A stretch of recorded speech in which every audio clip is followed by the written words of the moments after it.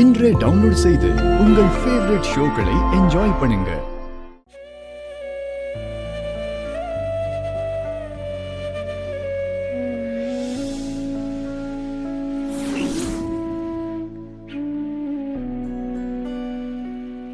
அடுத்து என்னமா பண்ண போற? தெரியலப்பா. இப்போ உடனே நான் 30,000 ரூபாய் சேர்க்கணும். ஏதாவது மிராக்கிள் நடந்ததா உண்டு. அப்பா, என்ன? எனக்கு ஒரு லேப்டாப் வேணும், வாங்கி கொடுங்க.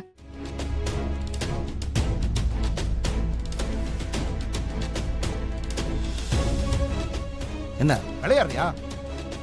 இப்பதான் உன் போனுக்கு 30,000 ரூபாய் அழுதுட்டு உட்கார்ந்து இருக்கோம். அதுக்குள்ள உனக்கு லேப்டாப் கேக்குதா? பேசாம போயிடு. இப்ப எதுக்கு இப்படி பேசுறீங்க?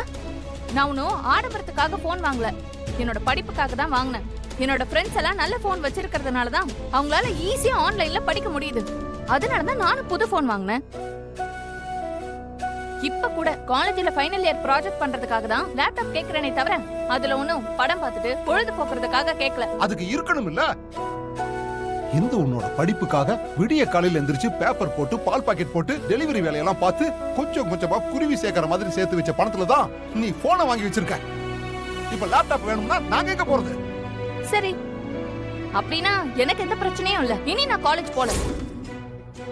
இதோ நானும் இவ்வளவு மாதிரி பேப்பர் போடுறேன், பால் பாக்கெட் போடுறேன். இப்படியே ஃபைனல் இயர் ப்ராஜெக்ட் பண்ணனா ஃபெயில் தான் போடுவாங்க. எனக்கு என்னங்க அசிங்கம்? பேசாம நான் டிஸ்கண்டினியூ பண்ணிடுறேன். என்னக்கா பேசிட்டு இருக்க? நீ நல்லா படிச்சு நம்ம குடும்பத்தோட நிலைமையை மாத்துவேங்கிற நம்பிக்கையில தானே நானும் அப்பாவும் இருக்கோம். இப்ப போய் டிஸ்கண்டினியூ பண்ண போறேன்னு சொல்ற? இப்ப என்ன, உனக்கு லேப்டாப் தானே வேணும்? எப்பாறுபட்டாவது நான் வாங்கி கொடுக்கறேன்.